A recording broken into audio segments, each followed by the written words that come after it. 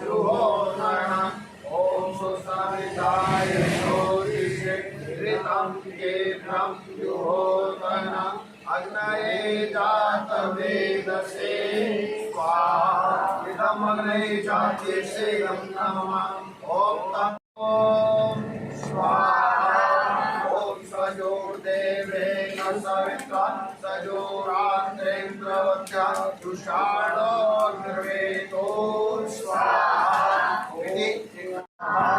इदम् अग्नये प्राणाय नमः ओम भूर्वाय अपानाय स्वाहा इदम् वायवे अपानाय नमः।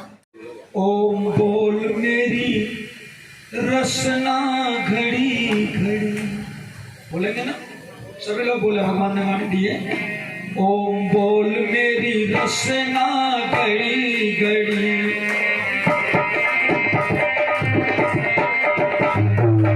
घड़ी घड़ी हाँ घड़ी घड़ी। ओम बोल मेरी, ओम बोल मेरी रसना घड़ी घड़ी। ओम नाम सर्वोत्तम प्रभु का ओम।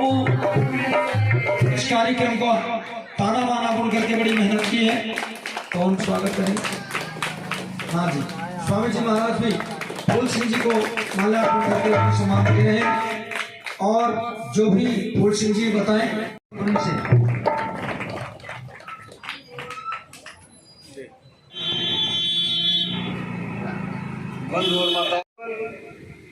ये देश ही नहीं, विश्व के सारे विद्वान इस मामले में इस बात में सहमत हैं कि ज्ञान का सबसे पहला ग्रंथ वेद है। सब जानते हैं, सब मानते हैं। ये बात अलग है कि वेद की नहीं मानते, अपनी अपनी अलग अलग चलाते हैं, लेकिन इस बात में सब एक मत है कि दुनिया की सबसे पहली पुस्तक ऋग्वेद है। और जहाँ जहाँ कहीं भी जिन जिन शास्त्रों में, जिन जिन भाषाओं में, धर्मशास्त्रों में जहाँ जितना भी ज्ञान है वह मूल उसका वेद ही है। इसलिए महर्षि स्वामी दयानंद जी महाराज ने तो स्पष्ट कह दिया कि सब सत्य विद्या और उनका मूल कहाँ है? वेद में। इसलिए वेद को पढ़ो और वेद को पढ़ाओ, वेद को सुनो और वेद को सुनाओ। ये एक स्पष्ट रूप से संकेत दे दिया। यही नहीं, परम धर्म बता दिया कि वेद को पढ़ना, पढ़ाना और सुनना, सुनाना सब आर्यों का परम धर्म है, सामान्य कर्तव्य नहीं, परम धर्म बता दिया। इसलिए क्योंकि जब व्यक्ति ज्ञान से जुड़ा रहता है तो अज्ञान से बचा रहेगा। प्रकाश के बीच में होगा तो अंधेरे में ठोकर खाने से बचा रहेगा। आपने देखा होगा कोई छोटा सा बालक बाजार में अपने पिता की उंगली पकड़े हुए जा रहा है, अनेक वस्तुओं पर उसका मन दौड़ रहा है, लेकिन चूंकि पिता का हाथ पकड़े हुए है, इसलिए जब तक पिता की आज्ञा नहीं होगी तब तक उसको कोई भी वस्तु ले नहीं सकता। उसी प्रकार से जो भी व्यक्ति अपने बुजुर्गों और अपनी संस्कृति से जुड़ा रहेगा तो वह व्यक्ति कभी भी उसके पैर लड़खड़ाएंगे नहीं, गलत कार्य में प्रवृत्त नहीं होगा। देखो, सुखम सर्वस्व इच्छितम दुखात दुर्भिष्टे रोगा। दोबारा आप लोग मेरे साथ बोलना।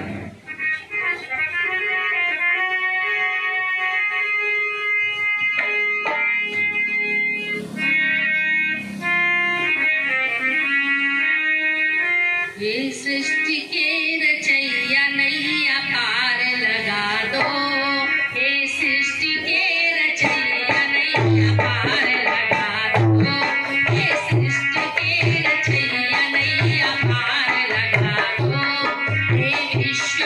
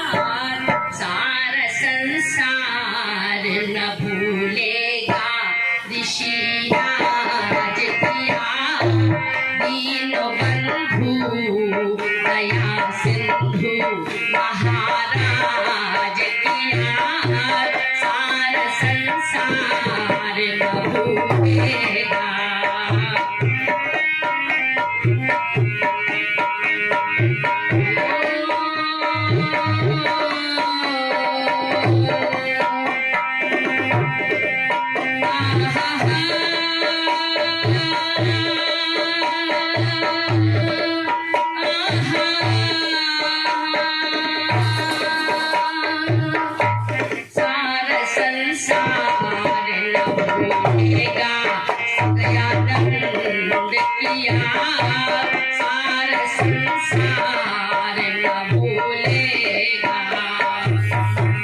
जब तलक चांद तारे सूर्य की ज्योति जग में है, जब तलक चांद तारे सूर्य की ज्योति जग में है, तब तलक फैलेगी दयानंद की कीर्ति जग में।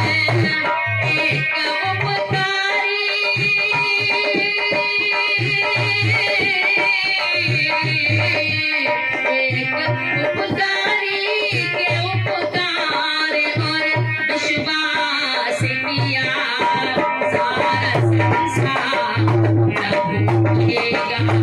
श्री राम किया सारा संसार न भूलेगा।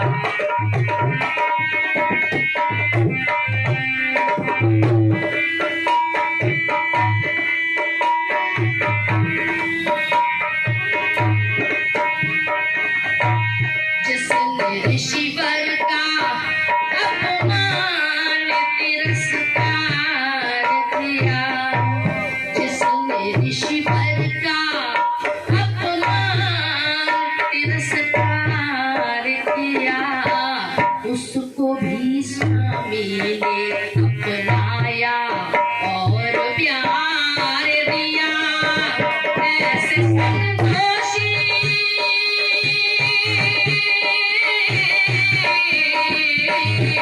ऐसे संतोषी धैर्यवान और जाबाज किया सारा संसार न भूलेगा। श्री राम किया सारा संसार न भूलेगा।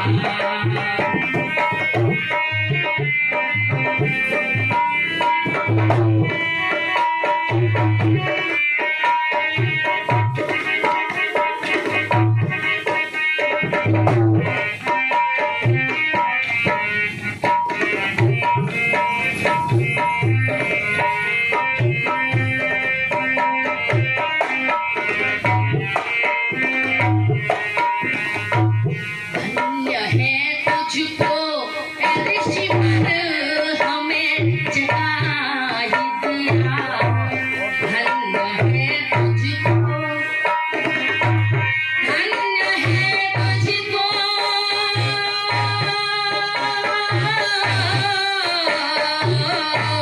धन्य है तुझको ऋषिवर हमें जगा ही दिया। सोए थे नींद में गहरी हमें उठा लिया। ऐसे जमाने अपनी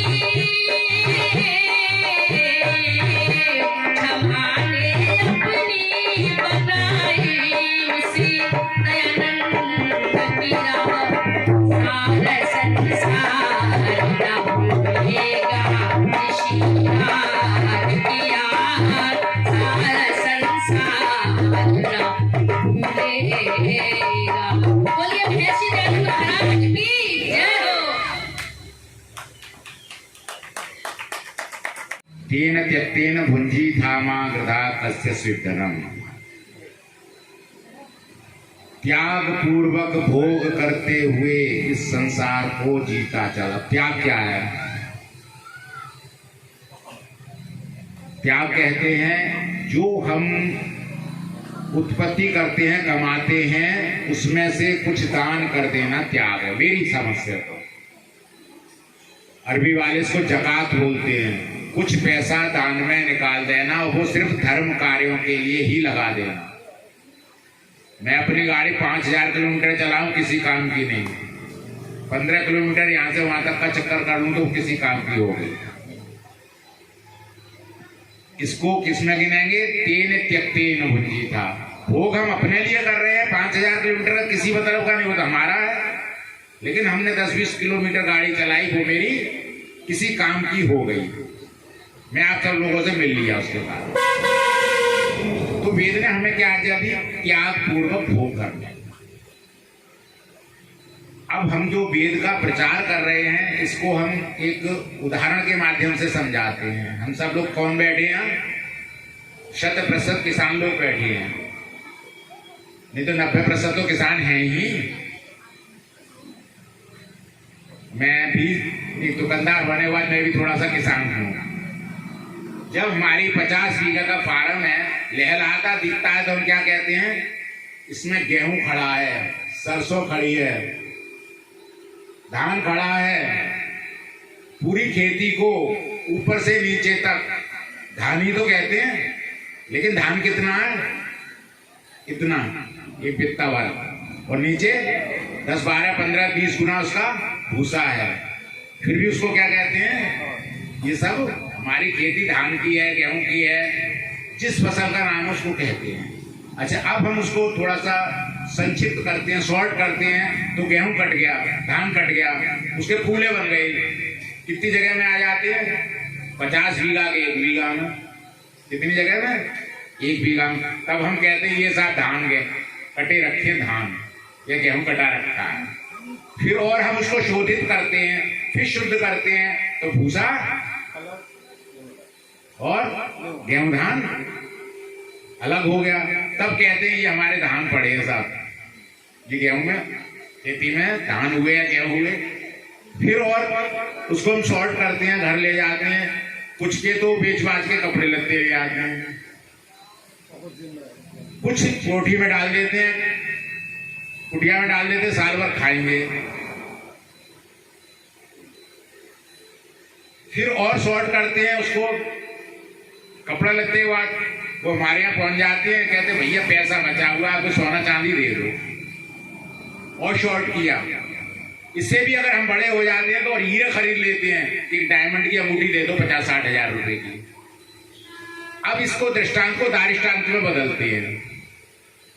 ये तो दृष्टांत दिया, उदाहरण दिया, अब इसका दारिष्टांत सुन लो।